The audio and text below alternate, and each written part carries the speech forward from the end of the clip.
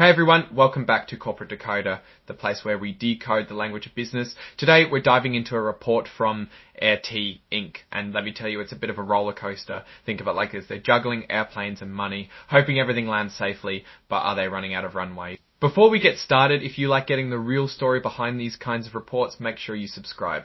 Also, join our Discord community, the link is in the description.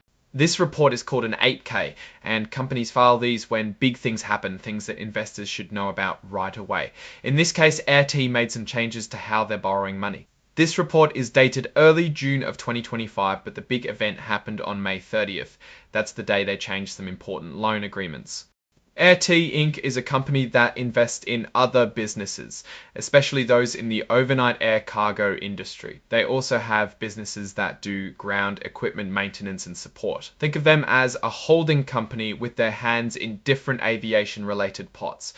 This section is about a big agreement they made. Basically, Air T, through a subsidiary, meaning a smaller company they own fully called AM241, made a deal with some investors to borrow a lot more money potentially. Back in 2024, Air T already borrowed $30 million.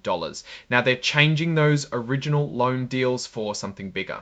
They've entered into a new agreement to borrow up to $100 million. It's called a multiple advanced senior secured note. That sounds fancy, but it just means they can borrow the money in chunks, and it's a loan that has to be paid back before some other debts if they have any.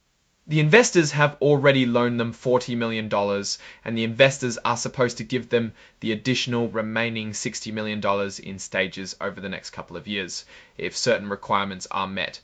It's like a financial drip feed. The loan has to be paid back by May of 2035. That's a long time, which can be good or bad depending on how things go.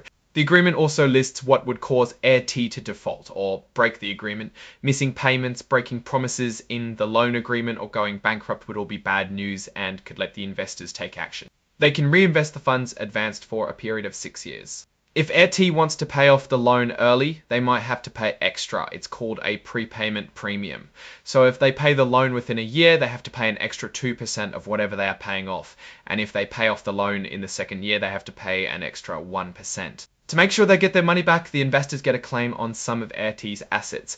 This includes all the stock of the subsidiary that is borrowing the money and some preferred securities. Securities which are like stocks of another company called Air T Funding. This part just says that the information about the new loan is important and counts as creating a financial obligation, meaning they owe someone money. The actual legal documents are included as exhibits, if you really want to read the fine print. Tactic now. What does all this mean? Air T is betting on the future, taking on a lot more debt to hopefully grow their business.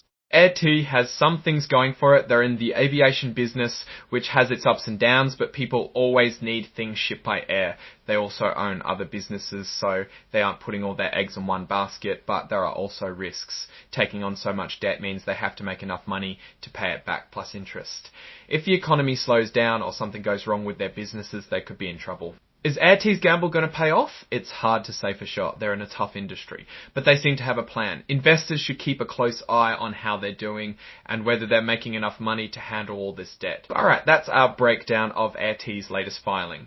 What's your take on these numbers and what they signal for the company's future? Drop your thoughts in the comments. If this analysis was valuable, hitting that like button really helps, and subscribe for more deep dives. And don't forget to check out the Discord in the description. Thanks for watching. See you next time.